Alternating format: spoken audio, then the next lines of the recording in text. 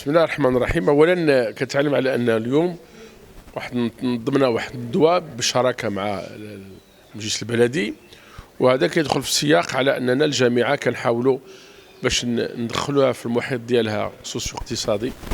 يعني ما بقيناش حكر على التنظير، اننا ندخلوا في مسائل يعني تاع الممارسه في مجالات متعدده.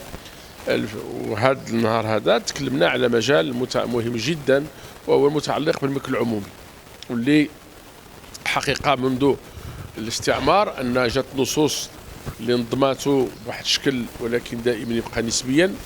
يعني من 1914 وحنا جايين، ولكن جينا اولا اليوم باش ندير واحد التقييم ديال اخر قانون اللي هو تصدر في مجال حمايه الملك العام او تنظيم الاملاك العامه، او اللي هي القانون المتعلق ب 57/19، واللي هو حاول باش غادي يجمع جميع دوك القوانين القانون اللي كنا عرفناها منذ زمان، يعني منذ الاستعمار والاستقلال الى غايه 2023 اللي حنا المرسوم التطبيقي لهذا القانون.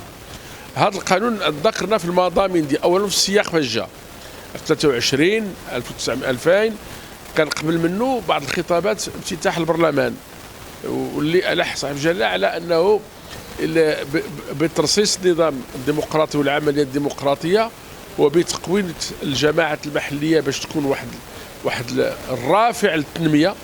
ومن ضمن هذه التوصيات التي اشار الى جميع في البرلمان باعتبارها مرجعيه للحكم والبرلمان، كانت المشكل ديالها هو مشكل ديال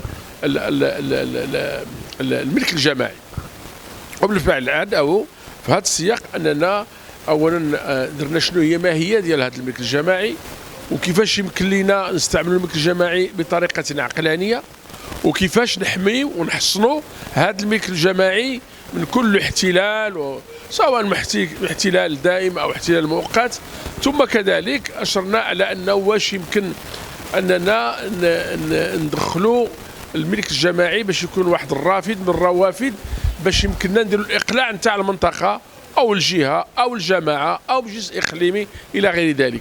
اذا ولينا اننا كنشوفوا ان ما بقيناش فقط على مساله مسطريه، ولكن بقينا انه كتعرف على انه الخلل اللي كنحاولوا نعالجوه اليوم والنقائص التي نعالجها اليوم، لان هذه النقائص ستكون لها تداعيات.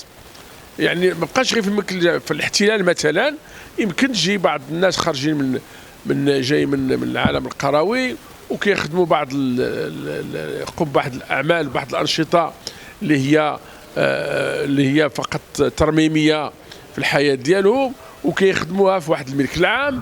ومن هنا كنشوفوا بطريقه اخرى، وربما حنا كنساهموا في الاقتصاد الغير مهيكل بوجود اناس بطريقه غير شرعيه ويقوم بنشاط اللي هو ماشي مقنن ماشي مشروع. وبالتالي بغينا نحصروا ونديروا واحد الجرد لمختلف التداعيات والاثار في حاله ما حصلناش الملك العمومي وما حصلناش وما حفظناش بالطريقه التي يجب ان نحفظ عليها.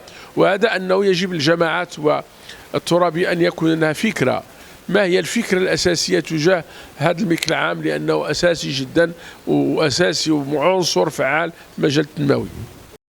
السلام عليكم، لا تنسوا الاعجاب بالفيديو والاشتراك في القناه تشجيعا لنا لنستمر بنشر المزيد ان شاء الله.